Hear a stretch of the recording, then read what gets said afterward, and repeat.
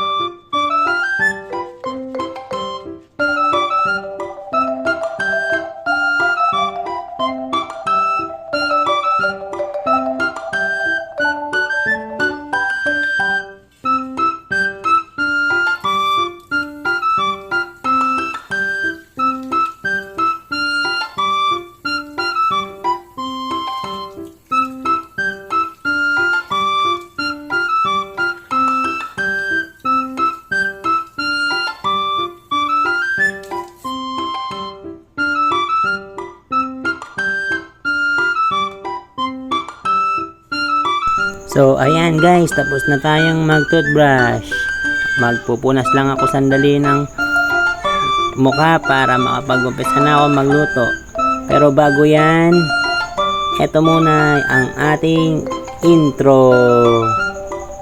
Let's go!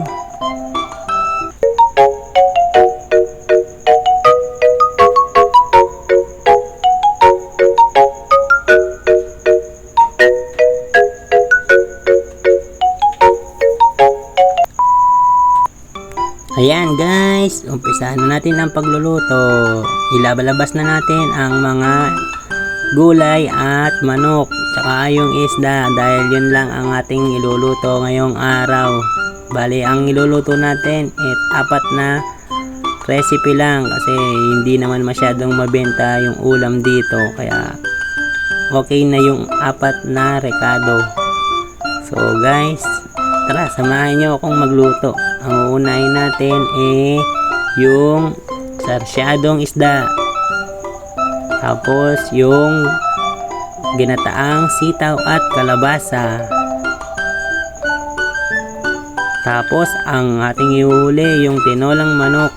Kung mapapansin nyo guys, more on gulay yung niluluto namin kasi dito sa Sultan Kudarat halos Ilonggo yung mga tao, kaya ang gusto nila puro gulay, isda.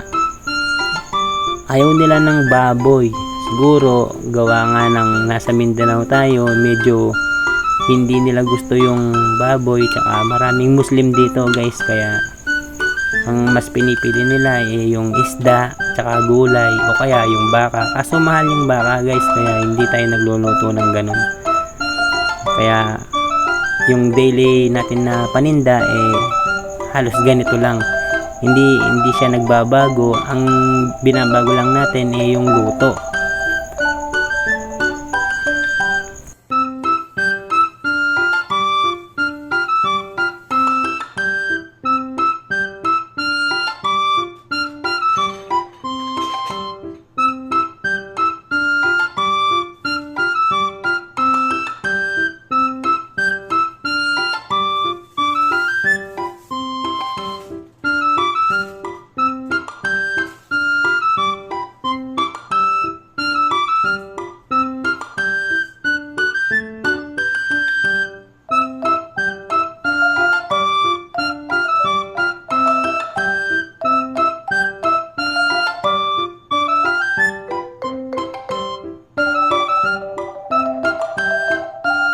Ayan guys, naghihiwa na ako ng kamatis dyan. Tapos isusunod ko na yung bawang at sibuyas.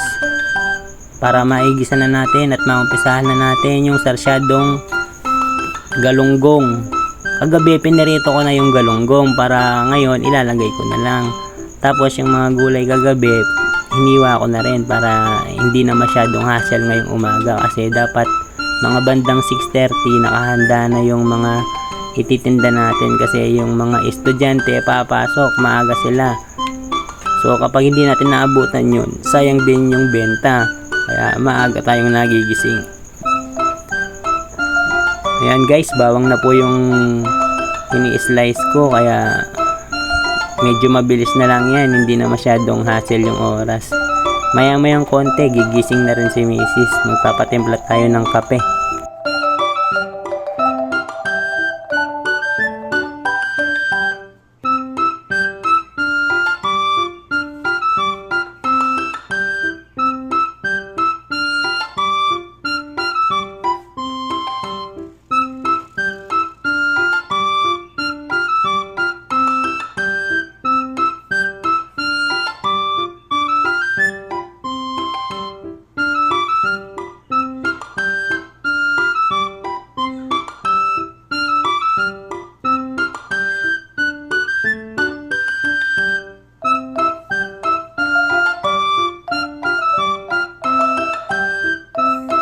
Ayan guys, gising na si Missy. So sinabi ko sa kanya na magtimpla na siya ng kape kasi gusto ko nang magkape.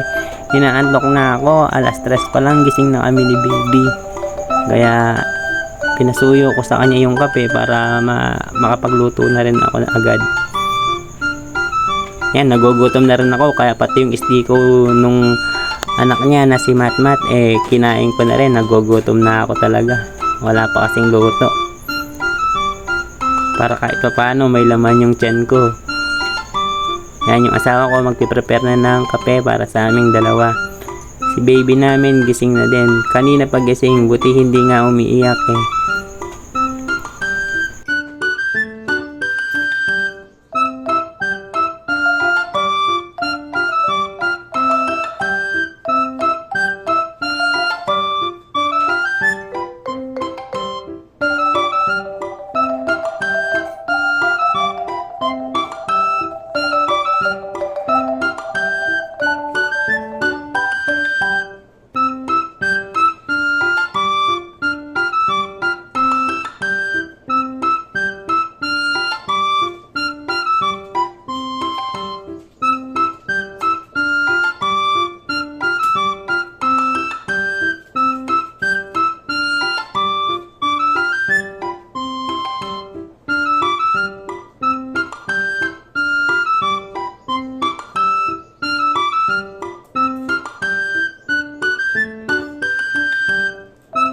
Yan guys, antok pa si Inday, humihikab pa. Sana all nahihikab. Siya nga pala guys, pasensya na kayo sa boses ko kasi kapangpangan tayo. 100% po akong kapangpangan. Kaya pag nagsasalita ako ng Tagalog, kakaiba. Yan guys, busy na rin si Mrs. Kaya ako na lang yung naglagay ng mainit na tubig dun sa kape para kahit papaano matapos din niya yung ginagawa niya. Tsaka si Baby Sela nagpapakuha na, umiiyak na naman. Kukunin niya yan, diyan sila uupo para makapagkape na rin si Mrs. habang pinapanood akong magluto. Yan guys, binigyan ko na ng tubig din yung gata para mamayang igigisa ko yung sitaw at kalabasa. Naka-ready na yung gata ng nyog. So ibababad muna natin sa mainit na tubig para mamaya pipigain na lang, hindi na siya mahirap pigain.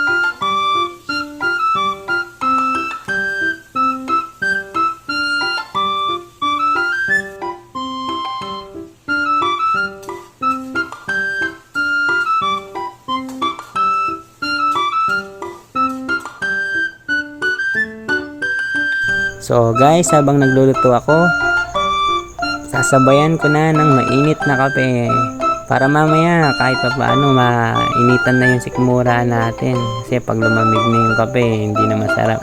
Kaya habang mainit, higupin na ng higupin. So ayan guys, niluluto ko na yung sarsyadong isda para may sunod ko na yung ginataang sitaw kalabasa. Gising na rin si Baby Sela dyan, kakagising lang daw niya kaya pala tahimik kanina. So puputulin muna natin ang ating daily vlog guys.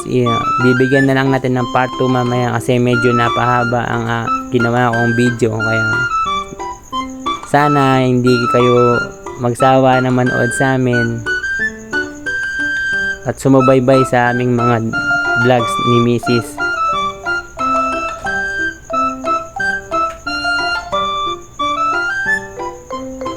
Guys, paki-follow nyo na rin yung page namin at like and share na rin. Salamat ng advance sa mga magla-like at magpa-follow sa aming page.